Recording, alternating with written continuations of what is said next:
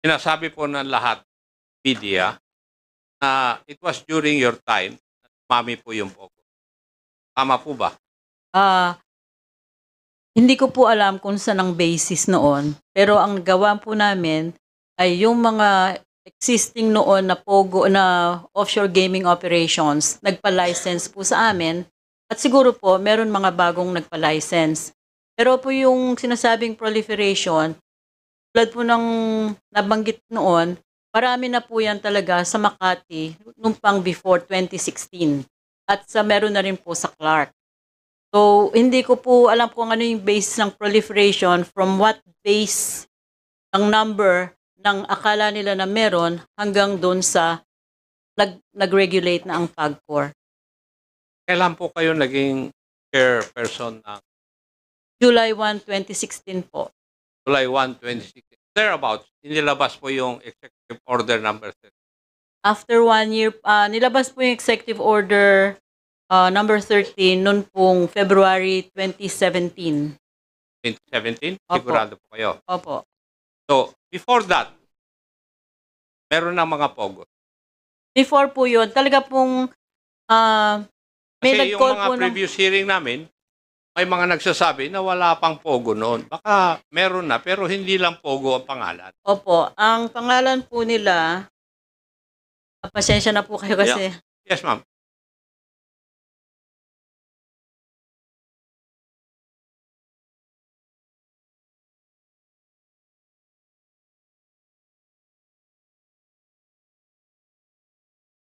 Ang pangalan po nila noon ay iGaming Service Providers. Pero po itong iGaming Service Providers na to na nakalocate po sa Makati at ibang lugar, meron na pong nalaman na intelligence na ang yung mga yon ay operators na rin. Kaya po ang nangyari, nagkaroon ng move na nagka-information po ang Malacanang na gano'n, kaya po nagkaroon ng move na kung nandyan yan, dapat either pasarhan na o kaya i-regulate. Ang naging choice po, i-regulate. Kasi po, ang nangyayari po na sinasabi nila na service providers sila, kahit na po sila ay operators na ng offshore gaming, para po hindi sila magbayad ng franchise tax. Ang nakukubra po ng gobyerno ng panahon na yon ay 50 million pesos a year.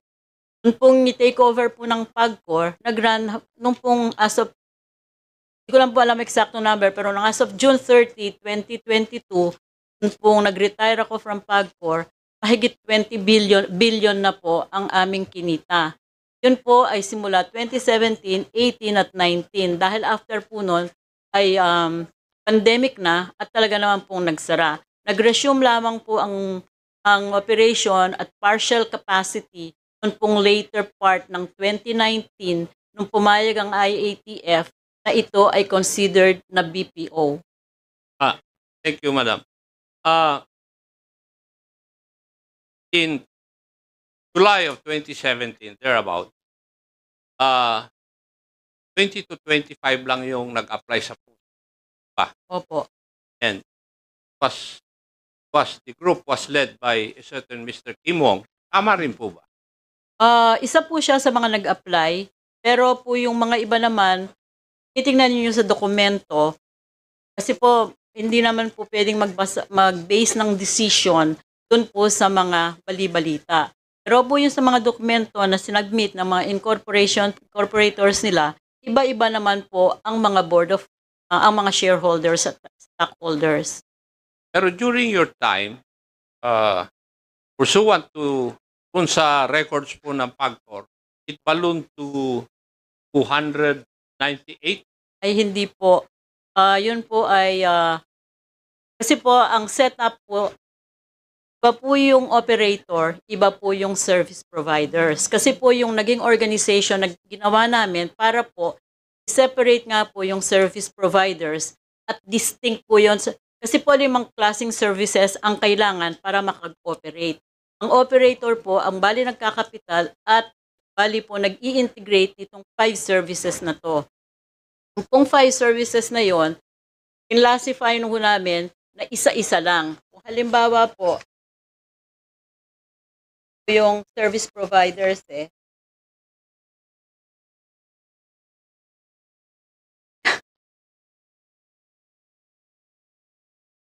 Pagkor, di po ba ang sabi nyo is 298 sa data ninyo ang nag-operate na Pogo during that time? Sir, the 298 po includes the licensees and the service Yes, I agree. providers at that time.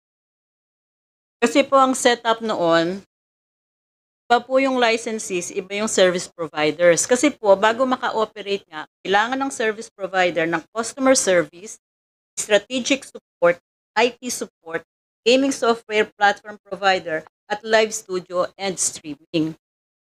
Pag po ganito ang aming pagkakategorize ng mga service providers, para po pag-intensyon ng aming monitoring and enforcement team, malalaman po nila na kung ito po ay production o yung gaming software platform provider, yun lamang pong makikitang makinarya doon at tao na kailangan ang makikita. Hindi po sila halo-halo. Kung sinabi pong production, halimbawa po, table games lang po ang nandun, yung pong dealer lang, yun lang pong table at yung monitors. Kung paghahalo-haluin ito, mahirap na pong i-monitor kung sila ay magsasama-sama at pagkatapos ay magkakaroon na rin sila ng pagkakataong mag-operate. Kaya po dalawang layer po yon. Meron pong licensees at lahat po ng licensees, sila po ang nag-a-apply ng accreditation nitong 5 klaseng serbisyong ito. Kaya po pag ito nahuli, nape-penalize po yung mismong service providers at nape-penalize din po yung operator. Yes, ma'am. Thank you. There was a statement alluded to you that you allowed the licensing of Pogos pursuant to Executive Order Number 13 when you have not still completed your study insofar as these establishments are concerned. Ang ganito po ang nangyari, nung na-issue po yung Executive Order 13, mandated na po na lahat po ng mga POGOs o yung offshore operating yung na-detect na nagkukuha ng bets na ang tawag ay mga service providers na umalis na, meron pong vacuum of regulation. So talaga po kami, kailan po ba magi-start kung magbabagong negosyo ka o magbabagong profesyon ka? Talaga pong yung team namin, nag-form talaga kami ng OGLD. Puro po halos mga abogadong nandun. Pinag-aralan po yung mga ibang modelo at in-interview po yung mga taong nag-i-engage dyan para malaman po ang setup. Kasi po kung hindi gagawin yon at may vacuum po sa regulation, marami pong perang mawawala sa ating gobyerno, sa revenues. At pangalawa po, lalo pong magiging malala ang illegal gaming. Kasi kung walang mag-takeover, illegal po sila lahat. Marami pong salamat, ma'am. Narinig po ninyo yung opening statement ni Madam Katrina Enrile kanina, di po ba? And ano po yung kutan nyo po doon? I think this is your opportunity to refute all these statements alluded to PAGCOR during that time. Marami po kasi siyang nasabi at hindi ko po na-catch lahat sa notes ko. Una po, gusto ko sana pong magpaumanhin kay Senator Enrile, wala pong intensyon, PAGCOR, na kami ay manakit sa SESA. Nakasama ko po sa 9th Congress si Senator Enrile at ako po ay talagang malaki ang respeto sa kanya. Yung pong paglalahad namin, ayun lang po ay yung information na nakuha namin nung mga panahong tinawag kami at sabihing pag-aralan kung ano itong offshore gaming. Yung po sa sinabi na tumatanggap ng taya ang mga offshore gaming operations o ang POGO sa loob ng Pilipinas, hindi po yun nangyayari. Kaya po ang tawag doon, offshore, ang tinatanggap lang pong pwedeng tayain ay doon po sa labas ng bayan natin. Din sinabi rin po na... May I interject, Congressman Akop? Do you have a system that will be able to find out that the betting is not being done in the country? Because I heard that one of your service provider, if I'm not mistaken, the Global something, that was tackled in the Senate was actually proven that they cannot do the task Ah, in accordance with the TOR that they have signed. And that's the reason why Chairman Altenco said that, maybe Attorney Fernandez can attest to this query of the chair about that contract that contracted by PAGCOR with the service provided, a third-party audit platform that will check the betting of all those offshore gaming licensee. So, hindi na mirror di ba? As a matter of fact, that's the reason why parang it was cancelled by the PAGCOR. Hindi ko po, ang alam ko po, sir, Chairman, yung global po, yan po, yung third part, hindi po yan service provider. Kundi No, it's a yes, global auditor. third Opo. audit platform system. It went through the whole bidding process ng public bidding. Yes, we know, ma'am. Ma'am, we So, know that. ang No, alam wait. I know that it goes to a lot of Yes. the usual procedure of the procurement process. But what we are trying to say in here that it was manifested in the hearing that lahat ng mga TOR that were submitted hindi naging compliant yung global. And I have the minutes of the hearing in the Senate. I read it And doon nakasulat po that nag-fail yung global audit platform system. And the minutes of the Senate will prove me right that it was really a failure on the part of PAGCOR. Can you kindly, Raul Villanueva, you are nodding your head. Can you kindly tell us the conformity of what I read on the minutes of the Senate? Your Honor, that's true, sir. There was, I think there was a problem during the procurement process. And what was the problem? I was one of those who were included in the investigation committee, and we investigated the process of how they come up with the global RCI to be the third-party audit of PAGCOR. And when we checked, there were some problems with the different stages in the procurement process. Because the TOR Wait, Raul Villanueva. What we're trying to prove in here is not only the procurement process that was conducted by PAGCOR, but the veracity and the authenticity of their company Yes, to sir. audit Yes, sir. the betting offshore.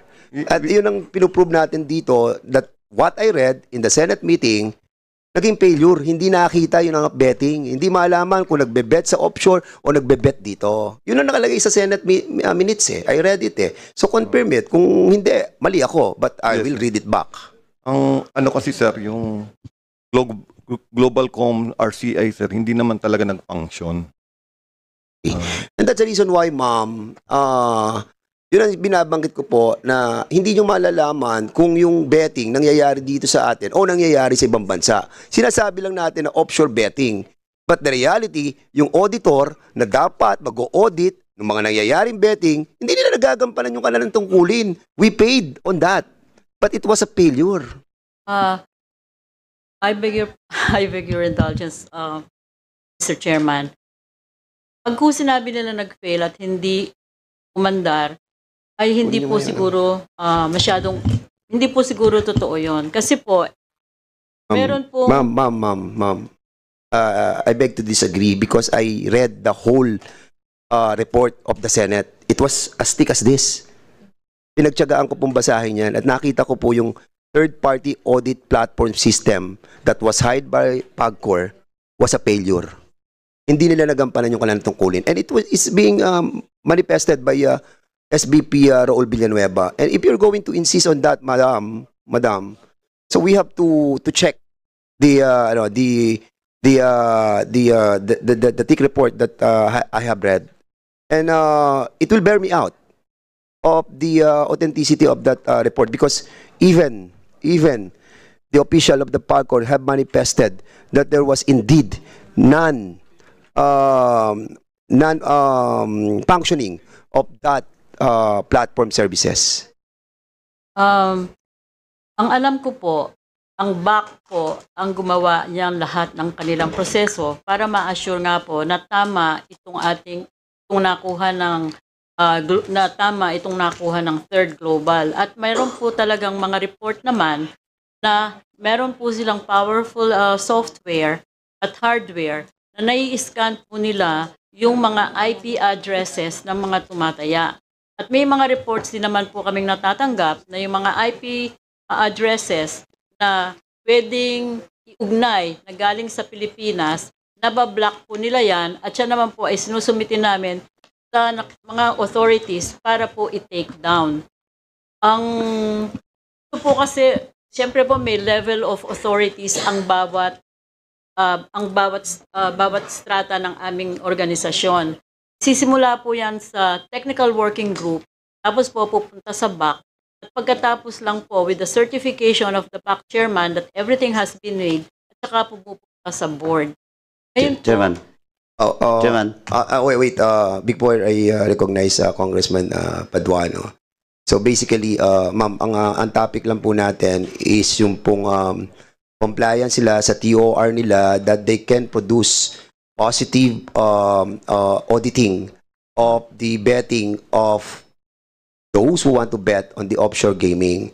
And unfortunately, it was established in that report that no action taken that was done by that company. Yung po yung nabasa ko po doon sa report. And now you are trying to tell us that indeed that company delivers. Depende po kasi Yeah, yung wait, nire-report ma'am, sa amin. you're under Chair, oath po, ha?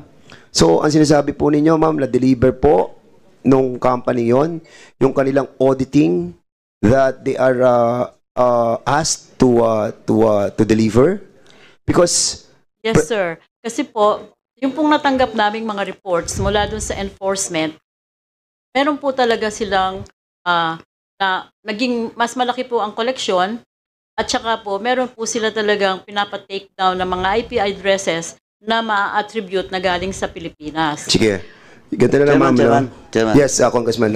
Ganito na lang po kasi dinidiscuss with due respect to Ma'am Andre Domingo, discuss yung procurement process nila.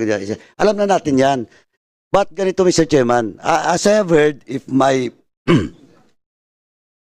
correct yung pagkarinig ko, sasabi ni SBP Villanueva, na they have conducted an investigation with regards to this service provider. Now, siguro, Mr. Chairman, just to prove your argument with regards to the Senate na discussion,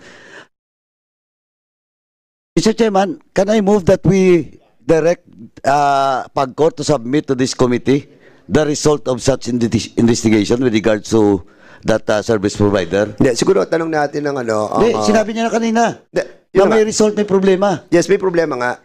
Hindi, kaya nga pinapasubmit ko, Mr. Yes, Chairman. we will asking Para them. at least ma-prove lang Yeah. na indeed correct yung ano mo. Sige, so there's a motion to submit all the documents pertaining to the action that was taken by the PAGCOR official on the contract between the Global something and the PAGCOR on the auditing of that offshore gaming. So any second motion, duly seconded on objection, hearing none, the said motion is now approved. Isa pa. Next. Chairman. I also move, Mr. Chairman, that PAGCOR should submit the co-audit report with regards to that. Saka, And COA also, and to direct COA also, Mr. Chairman, to submit the co-audit report with regards to that. so babalik na po natin kay Congressman Acop, nagagalit Thank na you, po, Chairman. nakatingin na po siya ng masama. So, joke lang. So, Mr. Chairman, that's a motion, Mr. Chairman. Sandali. That's a motion. What's the motion?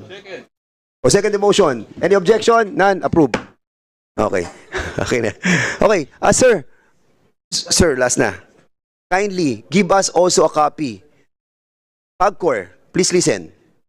Kindly submit to us pertaining to that subject matter with regards to the compliance of that company, no? Na assignment nila is to really give us ano yung betting na nangyayari outside eh. Yun ang gusto namin makita. And to prove to everybody that hindi na natin na monitor kung sino mga nagtataya dyan. Di ba? Give it to us. Okay? Yes, sir, Your Honor. Thank you. Mr. Chair, gusto ko lang balikan yung tanong ni... Will you allow the Congressman good Ako- chairman of the Committee on Human Rights to interject on the good chairman of Please. Transportation? Please, related to sa tanong mo, Mr. Chair. Yes. Chairman, di pa ako nag... related po. Related lang. Ah. Related po. Chairman, cannot refuse the chairman of Yes. the Committee on Human Rights. I believe so. Human right violation yan. Oh, that's a human rights violation, which is under Congressman Anyway, Benny Abante. You are recognized. Gusto Wait, ko wait, lang wait. ipaliwanag. You wait for the recognition. You are recognized. Gusto ko lang maipaliwanag po ng former chairman ng PAGCOR ang kaibahan ng operator at service provider. Siguro, kung ipaliwanag niya, baka mayroong pagkakaiba itong mga tanong natin. Pangalawa, ano po pa talaga ang kaibahan ng function nila?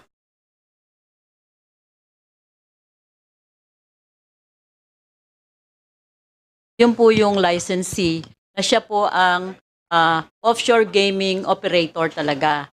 Under po sa kanya ay mga service providers na 5 klase ang trabaho, 5 klaseng serbisyo. Ito po, So, ibang license yon. accreditation Iba po ang yun. license ng operator, iba ang license ng service provider. Yung pong service providers, dahil wala pong gaming na nangyayari sa kanilang stations, accreditation po ang binibigay. Bawat isa pong POGO, kailangan po mag-apply siya at magpa-accredit ng mga service providers na magpo-provide sa kanya ng service para po makapag-launch po siya ng operation.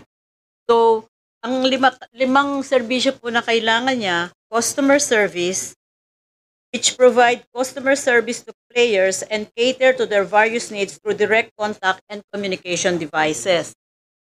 Strategic support are entities that develop or improve the business processes of POGO licensee, usually opening as the back office support. IT support, entities that provide technical support to POGO licensees, such as but limited to the diagnosing and solving software faults and IT maintenance. Gaming software. Ma'am, can you kindly put the mic much closer to your mouth, please? We cannot hear clearly. Gaming software platform provider are entities that provide proprietary products either as gaming systems or games themselves. At yung pong live studio and streaming, entities that provide real-time streaming of authorized gaming activities coming from live studios and or licensed gaming venues via the internet. Pinaghihiwa-hiwalay po talaga namin yan dahil hindi po pwedeng kumuha ng taya ang isa na stand-alone. Kailangan po, meron siya talagang lahat ng buong services na to para po makakuha ng taya at ang integrator po ng services na to ay yung POGO licensee. Yung POGO licensee po at ang maximum na license ay 63 pero di naman po yun operational lahat at hindi po yun operational all throughout na sabay-sabay. Noon pong by June 30, 2022, 34 na lang po ang aming license na operational na POGOs at 130 na lang po ang service providers. Yung pong tinatanong kanina, kasi po, siyempre, hindi naman po namin sa aming position doon sa organisasyon, hindi na po kami nakakapag-delve very deeply doon sa mga detalye. Kasi po, ang totoo lamang, ang PAGCOR, ang POGO, wala pa po sa 10% ng trabaho ng PAGCOR. 90% po iba. Yes, ma'am. Ito po yung- Ma'am, we understand your position as the chairman of the PAGCOR. And one of those services that was contracted by PAGCOR, no, ay minimal lamang po doon sa so much huge responsibility that you have. We understand that. And that's the reason why, para lang matapos na po ito, makapag-diretso na po tayo sa mga interpellators, we wanted yung pong mga issues that we have debated a while ago. So basically, tapos na po tayo dyan, ma'am. So we will be proceeding dun sa... I think wala na pong question si Congressman Abante. So we'll be asking Congressman Acop to proceed. Thank you, Ma'am Domingo. Thank you po, sir. Thank you, Mr. Chair. Kung sa korte ito, talo na ako eh.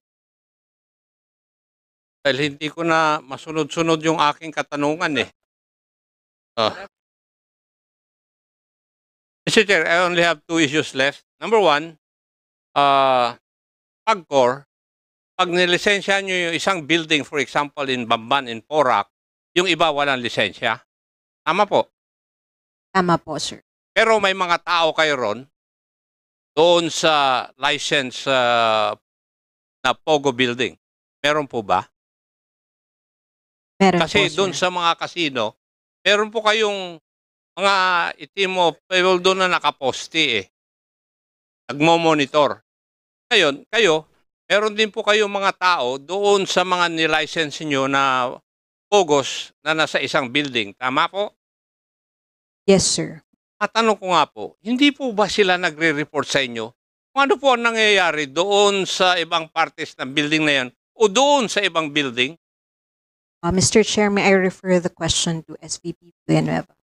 Tinatanong ko po ito dahil ang report sa akin, yung isang Pogo Hub, nandun yung legal, nandun yung illegal, at nandun yung mga scammers eh.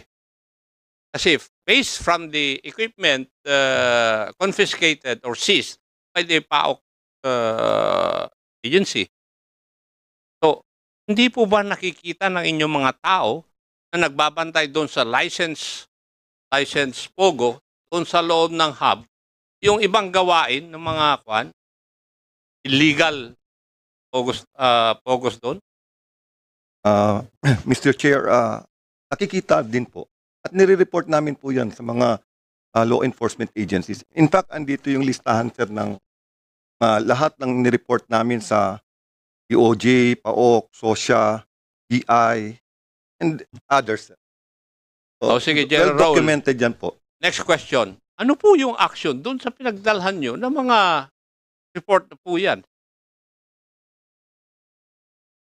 Dapat alam niyo. Why? Because under Republic Act 6713, Code of Conduct, di ba pag nag-report kayo o may communication kayo sa ibang government agency, they should answer within 10 working days, if I remember it right. Tama po ba, Attorney Roque? Sa Longga Law po yan. Ang ginagawa ko, sir, ako pumupunta sa kanila to follow it up, and then we discuss the case build-up. Actually, sila nagki-case build-up, sir, yung mga law enforcement. And nagpapasalamat naman kami, sir, na tinutulungan kami ng mga law enforcement agencies. In fact, yung mga raids, kadamihan ng raids naman ng law enforcement agencies, yung iba doon, kadamihan naman doon, ay information galing sa amin, sir. May I know if you have also sought the help of our intelligence agencies regarding this kind of illegal activity? I will not confirm or deny, sir. I know the reason why. Because